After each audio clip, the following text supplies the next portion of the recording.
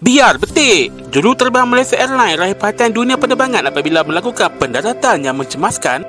Pada 10 Disember 2024, cuaca buruk melanda kota London Heathrow. Angin kencang mencatatkan kelajuan angin sehingga 154 km per jam di selatan England, memaksa banyak pesawat melakukan percubaan pendaratan berulang kali. Ini kerana arah angin tersebut yang datang dari tepi landasan pendaratan mengakibatkan angin lintang yang menyebabkan kebanyakan pesawat gagal mengawal arah dengan baik. Namun, juruterbang Airbus A350-900 Kapten Azrul Hizam dilihat menggunakan teknik khas yang dinamakan crabbing agar dapat mendarat dengan selamat. Teknik ini dilakukan dengan menyengit tajam ke sisi apabila melawan angin di sudut hampir 45 darjah.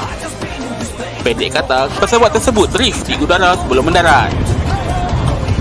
Adakah anda rasa juruterbang ini wajar diberikan pengiktirafan? Kongsikan pendapat anda di ruangan komen. Yang belum subscribe, jangan lupa subscribe tau.